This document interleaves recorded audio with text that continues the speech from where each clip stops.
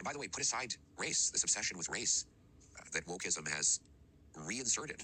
Well, invented even. Invented in many ways. So watching this nearly 2-hour conversation between Canada's most famous public intellectual, and the man who is likely to become our next prime minister this spring, left me kind of feeling like I was witnessing live Mad Libs. They were just inserting words in random places where they made absolutely no sense. When it did make sense, it was in that way that, your drunk uncle at a family function makes sense when he is opining about politics after he's had his 5th beer. Which is to say, the thinly veiled racism, sexism, homophobia, etc. just all comes to the surface. As it does, for instance, in this exchange about wokeism.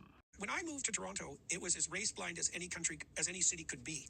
Right. Now, Peterson might actually be telling the truth here. When he moved to Toronto in the late 1990s, he may not have noticed any of the problems it had with racism, due to the fact that he lived in a white neighborhood and it was already a tremendously segregated city. But then, over the course of the 25 or so years that he lived there, the number of non-white people in the city increased pretty dramatically. And even with significant segregation, the number of non-white people in Peterson's white neighborhood would have visibly increased. The city of Toronto, by the way, has known that racism is a serious problem since at least the early 1970s. So if Peterson is under the impression that racism just wasn't a problem in Toronto before the late 1990s, it's either or both because he didn't see it or he just didn't care.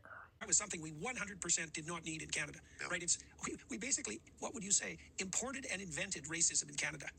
Okay, so we're going to ignore the totally incomprehensible nonsense that is imported and invented, because prior to European contact, there were an estimated 500,000 people occupying the land that is currently called Canada. But by the time Canada became an independent nation state in 1867, the number of Indigenous people was slightly more than 100,000. A decline of nearly 80%.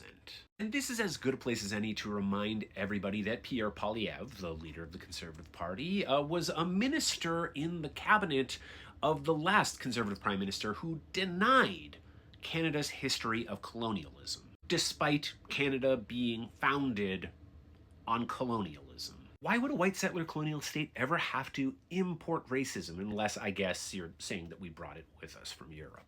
If anything, we actually have a history of exporting it. As we did in the 1940s and 50s when South African delegations would come to Canada in order to take notes and design the apartheid system based on the Indian reservation system here.